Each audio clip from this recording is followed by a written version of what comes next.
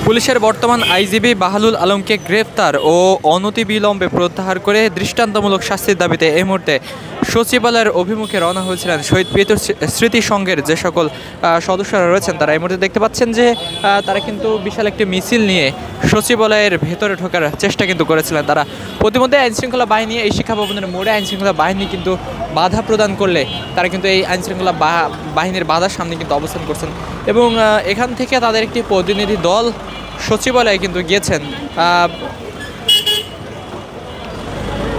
দর্শক দেখানোর চেষ্টা করছি এখনও কিন্তু পুলিশের ব্যারিকেডের সামনে এই শহীদ প্রিয় স্মৃতি সঙ্গে যে সকল সাধারণ মানুষেরা রয়েছেন তারা কিন্তু অবস্থান করছেন।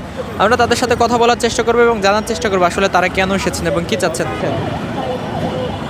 বৃহত্তর পুরান ঢাকার কৃতি সন্তান নাসির পিন্টু সাবেক ছাত্রদলের মেধাবী ফসল, সে জাতীয়বাদী ছাত্রদলের সভাপতি ছিল।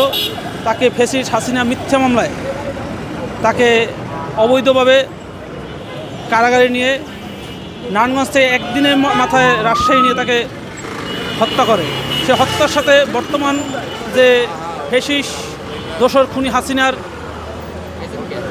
আইজিপি বাহারুল সেই খুনির সাথে জড়িত ছিল।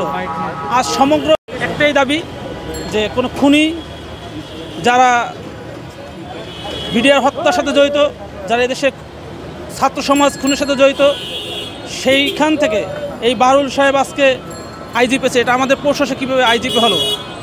যে কমিশন তৈরি হয়েছে সেই কমিশন কিন্তু কোনো দলের না, সেটা বিএনপির না, জামায়াতের না, এনসিপির না, তারা কোনো কারো না। তারা একটা সুষ্ঠু তদন্তের মাধ্যমে বাহারুলের নাম দিয়েছে। আমরা এই জন্য বলতে চাই যে বাহারুলকে একটি আইনের আওতায় শাস্তিমূলক দাবি আমরা জানাচ্ছি এবং অতি শীঘ্রই তার অপসারণ দাবি জানাচ্ছি। আমরা প্রধান উপদেষ্টা, স্বরাষ্ট্র উপদেষ্টার কাছে দাবি জানাচ্ছি, কোনো খুনি সে তো এদেশে আইজিপি হতে পারে না। সে কীভাবে আইজিপি হয়? একজন খুনি সে আইজিপি হওয়ার কোনো এখতিয়ার তার নাই, সে যেই হোক। আর আইন কোনো কিছু ঊর্ধ্বে নয়। সে আইজিপি হয়ে যদি সে খুনের সাথে জড়িত থাকে, তার বিচার এদেশের মানুষ দেখতে চায়, এদেশের সমস্ত দেশের জনগণই দেখতে চায়। আর এ থেকে আমরা বলতে চাই যে শুধু পিন্টু হত্যা নয়, এদেশের চৌধুরী আলম গুম হয়েছে, তারপর আমাদের সিলেট ইলিয়াস আলী ভাই গুম হয়েছে, সুমন গুম হয়েছে। এর সাথে আরও যারা জড়িত আছে খুনি হাসিনা সহ, এবং আরও যারা আইন শৃঙ্খলা বাহিনীর সাথে যারা জড়িত আছে, র্যাব, পুলিশ, যারাই জড়িত থাক, সবাই যে জড়িত তা নয়। র্যাব পুলিশের মধ্যে ভালো আছে, তারা দেশের জন্য কাজ করে। কিন্তু এই খুনের সাথে যদি কেউ জড়িত থাকে, গুমের সাথে জড়িত থাকে, তাদেরও বিচারের আয়ত্তে, আইনের আয়ত্তে তাদের বিচার আমরা সঠিক তদন্তের মধ্যে বিচার আমরা দাবি জানাচ্ছি। তার প্রত্যক্ষ নীতিশে এটা হয়েছে এবং সেটা আপনি প্রমাণিত। এবং তখন যে খুনগুলো হয়েছে, যে গুমগুলো হয়েছে, তার সাথে তো তারাই জড়িত। এবং সেখান থেকে উঠে এসেছে সে যে এখন আইজিপির পদে আছে, সেটা সে কখনোই থাকতে পারে না।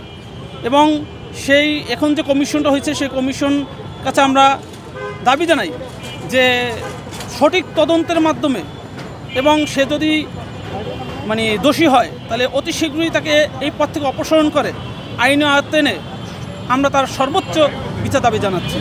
দর্শক যেমনটি দেখছেন যে পুলিশের বর্তমান আইজিপি বাহালুল আলমকে গ্রেপ্তার ও দৃষ্টান্তমূলক শাস্তির দাবিতে মূলত শহীদ পিন্টু স্মৃতি সংঘের যে সকল সদস্যরা রয়েছেন তারা কিন্তু বর্তমানে শিক্ষা ভবনের মোড়ে কিন্তু তারা অবস্থান করছেন এবং দেখছেন যে আইন শৃঙ্খলা বাহিনী কিন্তু সতর্ক অবস্থানে রয়েছেন যাতে কোনোভাবেই এই সকল মানুষেরা সচিবালয়ের ভেতরে প্রবেশ করতে না পারে।